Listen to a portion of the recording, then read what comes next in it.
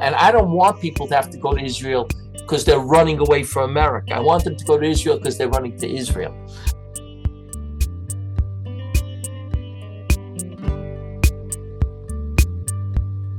Welcome to Rebbi, I Have a Question, a podcast from Chappelle's and Midreshet Rachel V'Chaya. I'm your host, Donna Margolis, and in each episode, I sit down with Rabbi Shurin to explore one question sent in by a student or an alumna, questions about family, relationships, identity, and the lifelong journey of becoming a Torah Jew.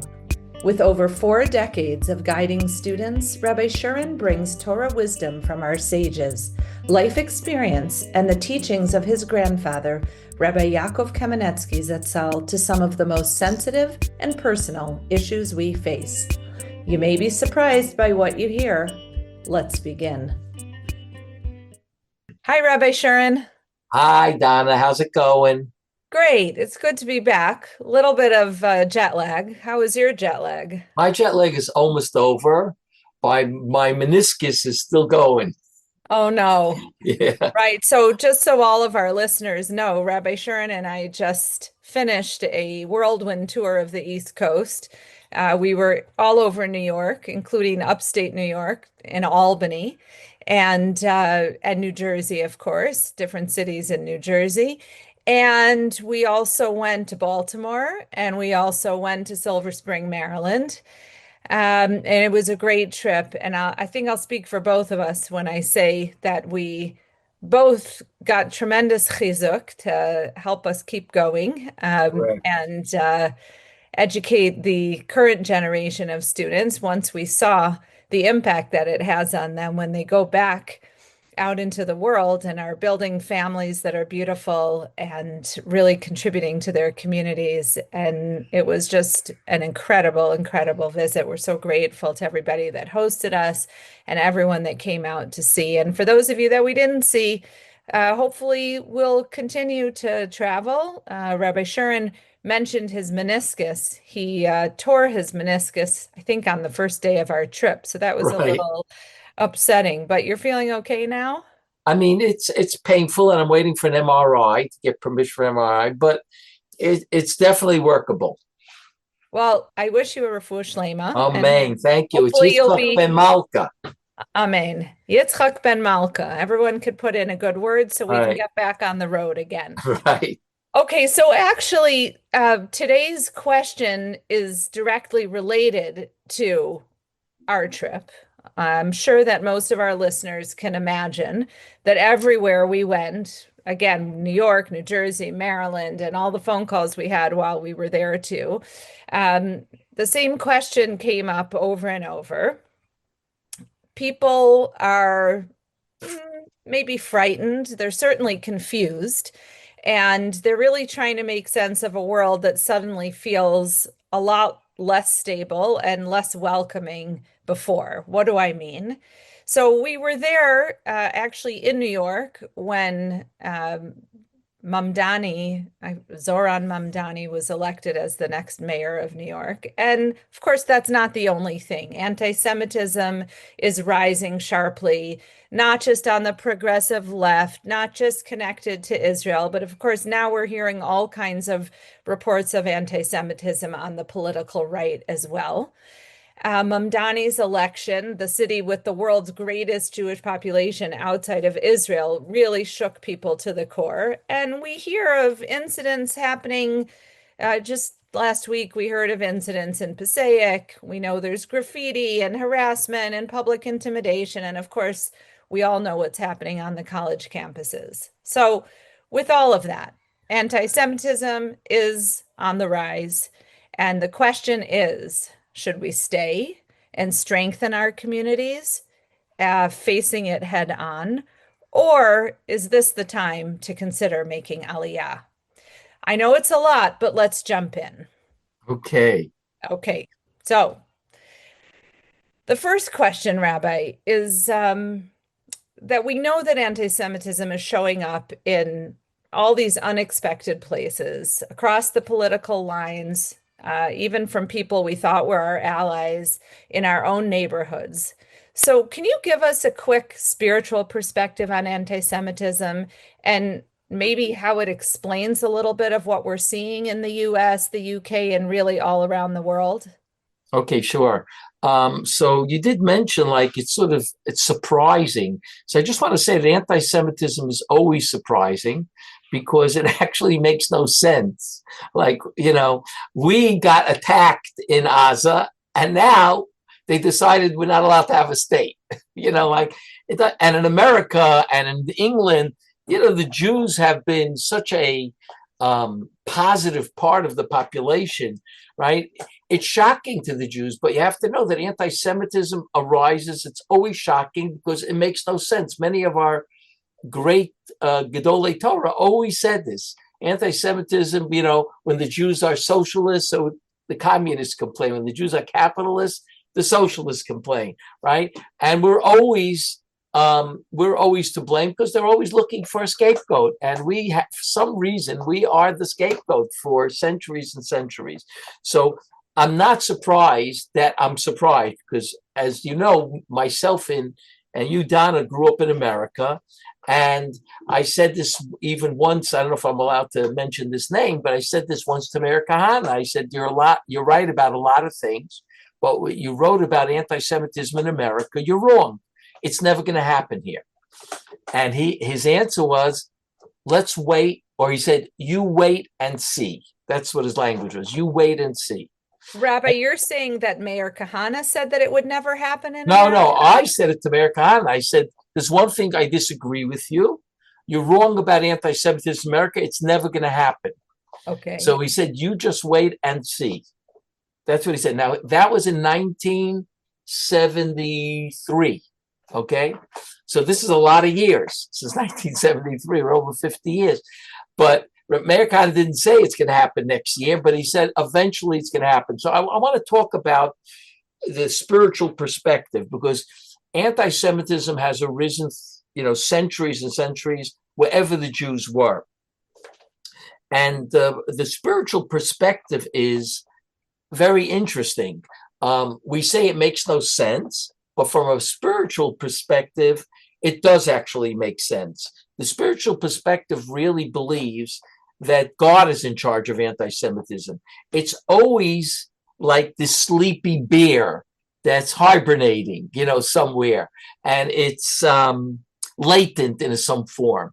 But you need a certain spark for it to arise, and once it arises, it's like the bear that wakes up. It becomes very, very potent, and it really, really, really, spreads. And right now that's what we're seeing. It's not anymore local; it's spreading all over the world, basically, wherever there are Jews.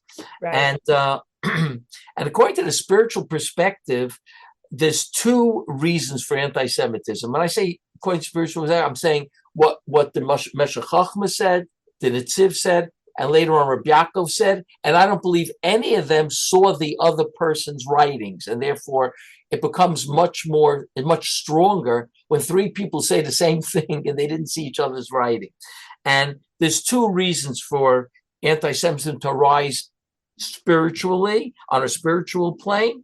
It's assimilation, because that's what stops assimilation, is when the Jew is not anymore, the Jews disliked or hated, right? So it's harder for them to assimilate. And we actually know that after what happened on October 7th, many Jews started rethinking their assimilated views, right? They started getting more close to Jews because basically the anti-Semite says, I don't care if you're trying to assimilate. I don't want you to assimilate. You are a Jew and you're tagged as a Jew and you'll always be a Jew, right? Which was true about Germany too. Jews wanted to marry out in Germany and they did marry out. And then all of a sudden, one day, they wouldn't marry into, the Germans wouldn't marry into their families because the anti-Semitism was out. It was, was out of the bottle. But that's for the secular people who we know assimilation in America is somewhere between 70 and 80%, right? Oh. There's almost no family, and we had discussed this in previous podcasts, doesn't have a brother or sister who married out, right? So it's at the levels of assimilation and intermarriage are so great.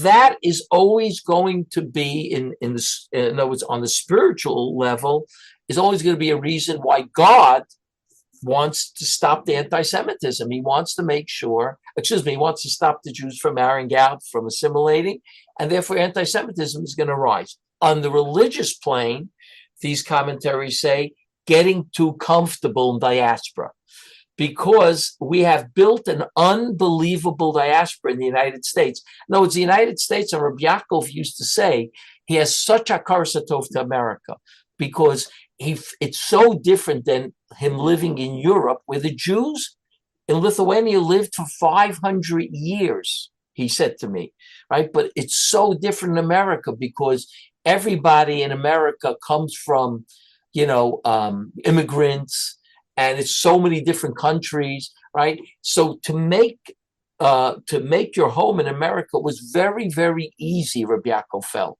But it has another side to it. Rabbi Yaakov says, we're getting very comfortable. This he said in 1977 at an Aguda convention. We're getting too comfortable in America. And there's where getting too comfortable means, what does that mean? It means building yeshivas, building yeshuls, building communities. OU kosher food is in, I think it reached 1 million products already. Okay. When I was growing up, it was about a few hundred. Okay. And it's reached 1 million.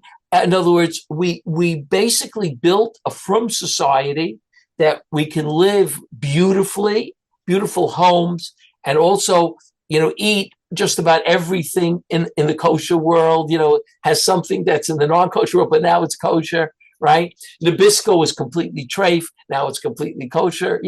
All these things make us much more comfortable being Jews, and I can't blame us. We want to be comfortable if we're living somewhere. And through the last 60, 70 years, we've managed to create a yeshiva in Lakewood that has 7,000 students. That's no small task. In Europe, we didn't have a yeshiva even close to that. Okay. So Rabbi Yaakov said, I'm warning you, if you get too comfortable, the non-Jew has to make you uncomfortable.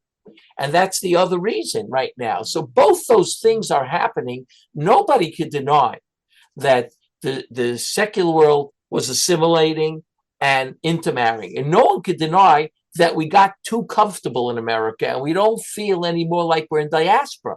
We feel like we're at home. Oh, that Rabbi Yaakov said, God doesn't let that. So that's really the spiritual side of anti-Semitism. Can I just clarify yeah, sure. one thing? Go ahead. I think you said it at the end, but many of the things that you described about being too comfortable, though, as you said, those are all good things. Meaning, Right. anywhere we live, the fact that we're pouring our resources into building yeshivas and shuls and eating kosher food, that's what we should be doing wherever we live somewhere. So Correct. could you just, in one sentence, isolate what the problem with it is? The problem is, Rabbi Yaakov certainly held, and I think all people held, is that no matter how long and how comfortable you are in Golut, it could be comfortable as far as spiritual things, right? You're not allowed to forget that you're in the diaspora and that Israel is your home. Okay. Okay. Now, in Eastern Europe, I just want to add, we didn't have a home in Israel, but you could still think Israel is my home whenever it comes, right? The minute you forget that, God is going to remind you that you are a foreigner here. Okay? That's what you're going to be reminded. Okay, thank you. That was a great clarification. Are you ready to move on to the next question? Sure, good. Go for it. Okay. So the next question is of course related, that in order to keep up what we've just discussed with all of the things that we've built, our institutions, we today are very afraid, right? People are actually afraid to send their kids to Jewish schools, to go out, Yes. or have their kids go out with yarmulkes on. I don't think that there was a shul that we visited in the entire time that we were in America, certainly on Shabbat, that didn't have security guards standing outside. And I'll share with you that even when I was in LA after you came back to Israel, Right. I went to a kosher restaurant and they had security outside the kosher restaurant full time. Okay. Hmm. So, and then of course we know that even outside of the Orthodox world, there's tremendous resources being poured into fighting anti-Semitism. Uh, Correct. Online and in our federations and local communities, there's huge efforts being made politically to fight against anti-Semitism. So I Right. know this is a big question, but do you actually think that these efforts, should we be responding this way, or how do we know where to focus our energy and our effort? Right. Look, I feel that we have to, I think the Jewish communities all over the world, especially in the larger Jewish communities, I think it is correct for them to respond and even pour money into it, because what I'm afraid of is that, it's really, anti-Semitism is really taking off. And if no one does anything to stop it, which means pouring in money and speakers and so on and so forth and writing about it, it can get out of hand. The threat is very real today. It's not like, when I was growing up, an incident here and there, but nobody really took it very seriously. Today, you see what's happening, like, people who you never thought would be anti-Semitic, like you said at the beginning, we never thought there'd be college students who know nothing about the Jewish people would just automatically arise and take for like a simple approach of the Jews are terrible people and we have to get rid of them. We have to get rid of the state of Israel, right? So it's a very serious threat. And if you're living in the diaspora, you got to do something.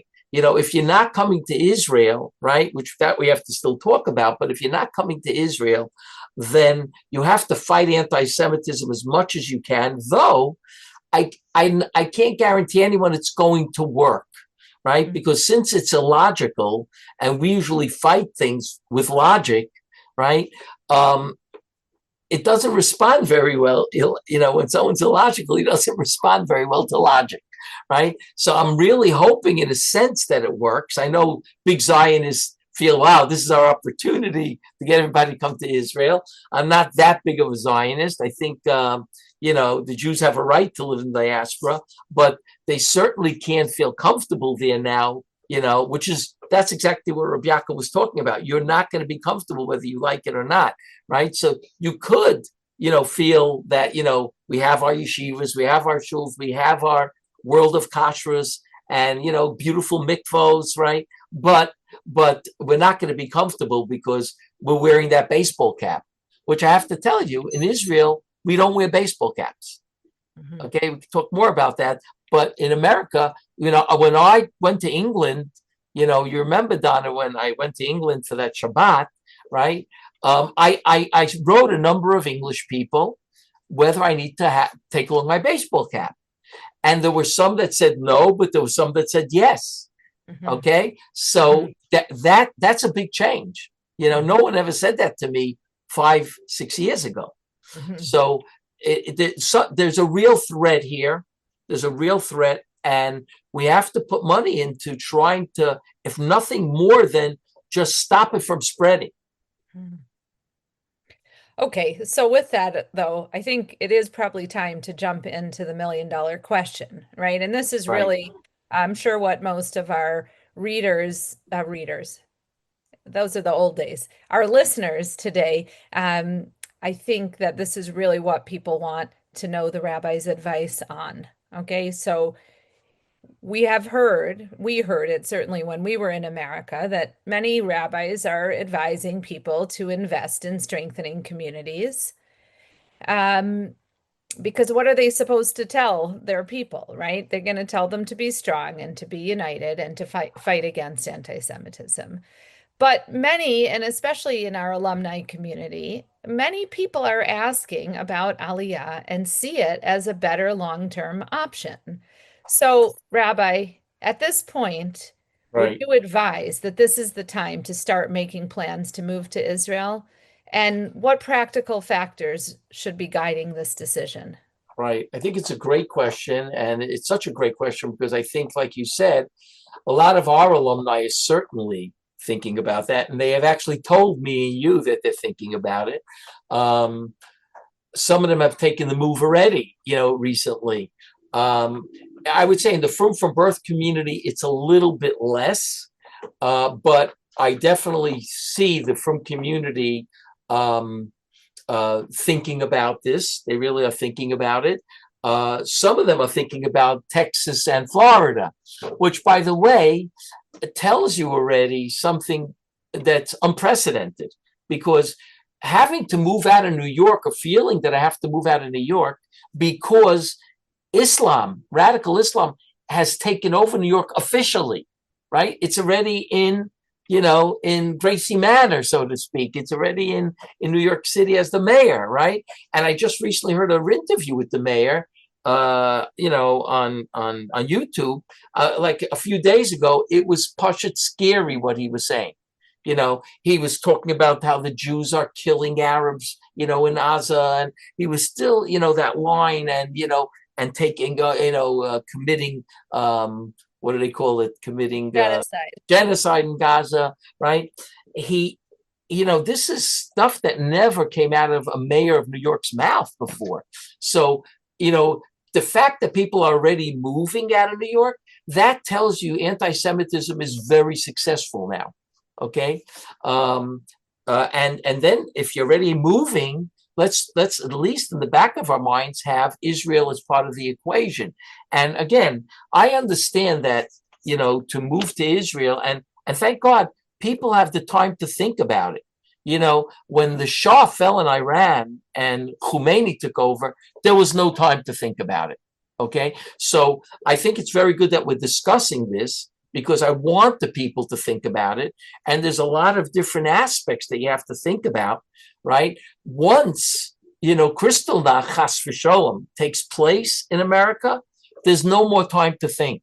You just got to go. And I don't want people to have to go to Israel because they're running away from America. I want them to go to Israel because they're running to Israel, right? And that means you do have to take into account, how old your kids are, how easy it's going to be as far as my children are concerned. They have good friends, right? And, how I make a living in Israel. I'm working here. Can I transfer what I have to Israel? Could I have to do something else in Israel? How do I deal with my family in Chutz La'aretz? Like we have a lot of family in Chul, right? The person's personal finances. It's not easy to live in Israel, right? It's I wouldn't say, there's certain things, there are perks like, insurance in Israel is very cheap relatively, and also school is cheap relatively. So there are perks, but there's also buying an apartment in Israel, which is quite expensive today. So can I just pause yeah, you for a second? Maybe we could talk about the challenges in a minute. But I really want to go back and just like zone in on what you said about the timing of Aliyah. Can you give our listeners a clear answer? Should they be thinking about Aliyah? The answer is yes, they should be thinking about it, right? Certainly on in the back of their minds, very much, I wouldn't say back in their minds, but not all the way in the back of your mind anymore, right? More up front. They should definitely be thinking about it. When you say thinking about it, right, what does that mean, right? I should, number one, be thinking that this could get out of hand.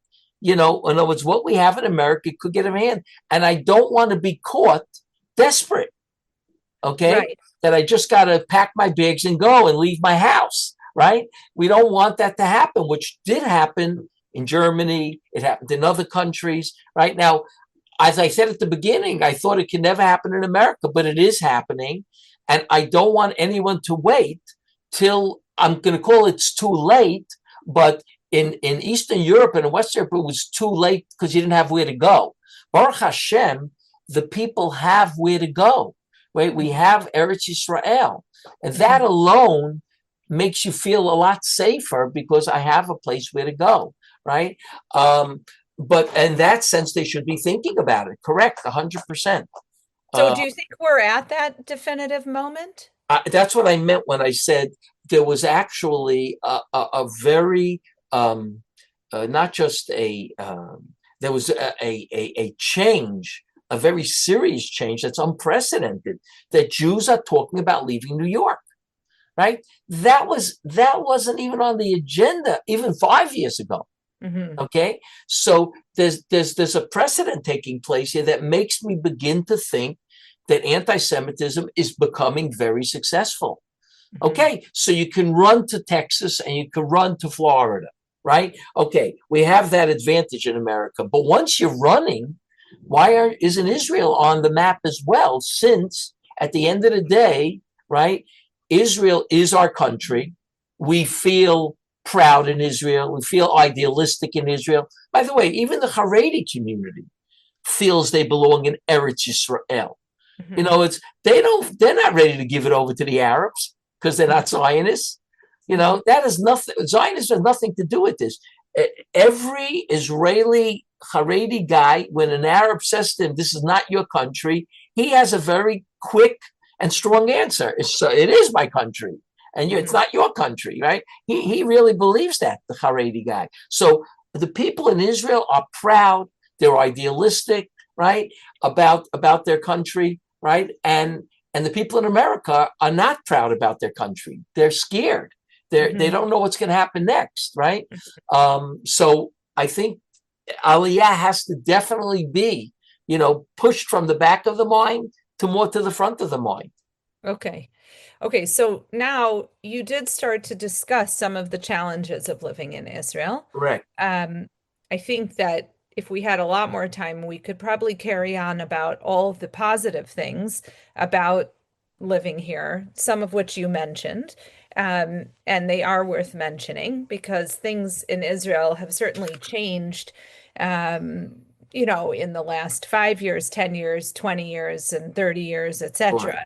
Meaning the more olim that come from outside of Israel bring with them positive things from their communities, and it has a positive impact on life in Israel. So I think that for at least those of us that were students in the schools, more than 20 years ago, I think life in Israel today is very different than it was back then. There's also a lot of technology that has technology and other progress that has helped to take Israel into the current century and Correct.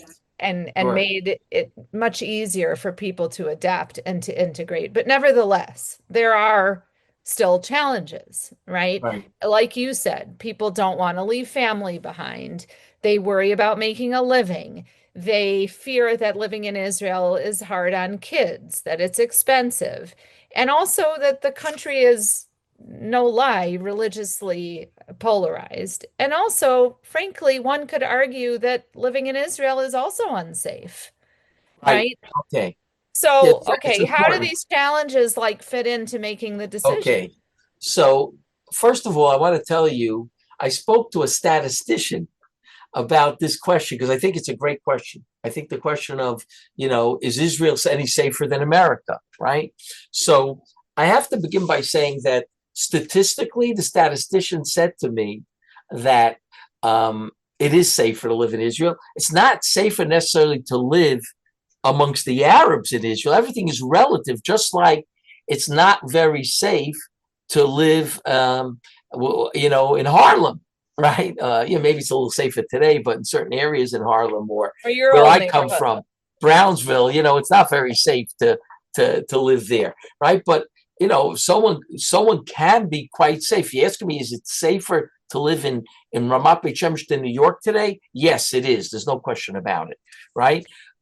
It was even safer to live in the Golan Heights during the war with Iran, right? How many people were killed in the Golan Heights? None, right? And they were getting missiles and stuff. Okay, so it was scary, but people, no one was killed. Maybe a few people were injured. The army took some losses because of it, but lo aleinu, but that's what the army is there for. That's why we feel protected, because we have an army, right? And that we don't have in America. We have to sort of fend for ourselves, but we don't have an Israeli army. And on that note, because you mentioned polarization, I want to give a context to polarization. Yes, there's definitely polarization, and it needs to be worked on between the ultra-Orthodox, the modern Orthodox, between the ultra-Orthodox and the secular, between the modern Orthodox and the secular left wing, right? There is a lot of polarization. Everyone is veering for a little bit more power, right? Let me just say that the more Americans that come, the less polarization there's going to be, because American Jews, whether they're religious or secular, are not polarized. They're practical, they're posed, and they appreciate when they come to Israel seeing another Jew. They couldn't care less if he's wearing a kippah or not. You know, some Haredi people in Israel feel that way. They don't want to see secular Jews, but no religious Jew in America, even from Lakewood, says, I don't want to see, secular Jews. It's not like that. They bring a certain balance to the state of Israel. That's number one. Two, I want to tell you that something that maybe I assume the Americans have heard, but maybe they haven't heard. Get a Haredi guy in the Israeli army and a secular guy fighting next to each other. They are hugging each other. There's absolutely no difference as far as they're concerned. This guy is davening and this guy's reading some secular novel, right? They are fighting for the same thing and they feel together. They respect each other. They feel together. When we talk about polarization, I want the people all over the world who are listening to this to understand it's political. It's in the world of politics. It's not one Jew to another. When I see a secular soldier, right, I want to hug him. There's no two ways about it. I want to hug the guy. And half the time you see now secular soldiers, we saw secular with tzitzis on, right? How many secular soldiers we see? I saw a guy with, an earring and a ponytail, and he was wearing his tzitzis, right? So that's really, the message there is really, I understand the religious people. I'm not, but I understand where they're coming from. I want to be a little bit part of that, right? And, the hostages that came back, they were beyond political, animals there. They were just Jews. That's what they felt like. Guys who never made Kiddush in their life made Kiddush on water, right? Or they pretended to make Kiddush, right? So we have to look at the people of Israel, and I feel the vast majority of Israel are not polarized. They respect each other. And we shouldn't get the wrong idea because, now the Haredi people are, protesting and they're saying they declared war on yeshivas, right? I think that has to be dealt with. I'm not trying to say there's nothing that has to be dealt with. But a lot of times in the political world, you blow things out of proportion, right? So that Medina Yisrael has declaring war on yeshivas. Believe me, that's a little bit out of proportion, right? They need soldiers. That's true. We need soldiers, right? And we need guys learning yeshiva. That's also true. We have to come to a balance. We have to come to a pshara here. And I think we will eventually, because we need good Haredi soldiers in the Israeli army. We need them. We need good soldiers in general. So we definitely need them. And by the way, the Haredi guys are excellent soldiers as well. Why? Because not just physically, because they have the ideal that this is our country, and we're being threatened with our existential threat is here. So we have to understand that it's not it's not what the headlines say. Mm-hmm. So, okay, so let's just try to go back. So you're saying the polarization is not all as bad as what right, exactly. Okay, so that's good. And the safety issue, maybe people should choose, if safety is a concern, which it might be to a lot of people, that they could pick their places in Israel based on that factor. But it many places, by the way, many places. Doesn't rule out living in Israel. And then in terms of the challenges with the kids and the finances, I don't want to put words in your mouth, but obviously those are things that people need to think very seriously about and plan wisely for. So what are some things that people could do to plan ahead, let's just say? Well, again, they can find out through Nefesh B'Nefesh, or everybody has friends in Israel who are going through things which they're going to have to be going through as well. So I always say, it's best to speak to the people who made the mistakes already, right? Mm. And Yeah. and get some knowledge from them, whether it's about parnasa, whether it's about their kids, where to live, right? How much finances you actually need to live in Israel, depending Yeah. where you live, right? Yeah. These are things that you have to do. That's what I was saying before. If Israel's in the forefront of your mind, you'll do that research, take the notes. I and you and many other people from Dar Chinom have received phone calls from alumni with these questions. And Sure. we work through the questions. I do research for them on high schools. I do research for them on the job market, right? Because let's say I know somebody in high tech. I know it's, for instance, Nefesh Nefesh can tell you about high tech for sure. But if I know people in the field, I'm going to go to them privately and ask them. I say, look, I have a student that's in this field. What do you think? And I think that's the research we have to do.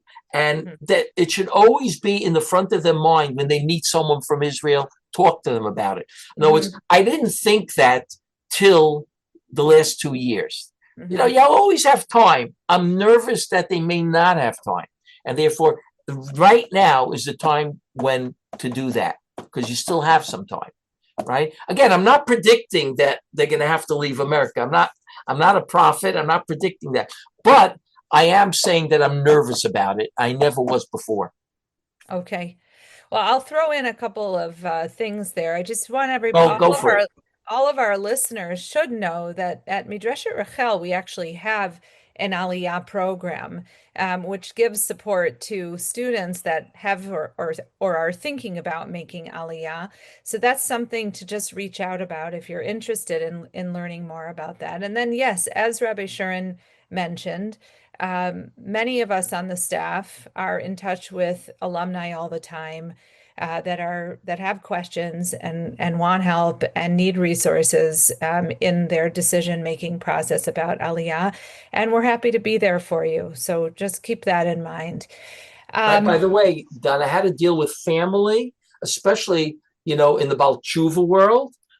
In the religious world, I always say, just tell your parents they got to make Aliyah too. In the secular world, parents have a much harder time with that. And I do feel that the parents should not be ignored. I feel that you have to go on WhatsApp with them, put the kids on WhatsApp with them, try to bring them to Israel, right, as much as possible. We do know even students that brought their secular parents to Israel, right? Sure. They did. It does happen. Parents got older and they needed their kids, and the kids brought them to Israel. And I want you to tell you that the parents are not complaining. They're doing very well. True.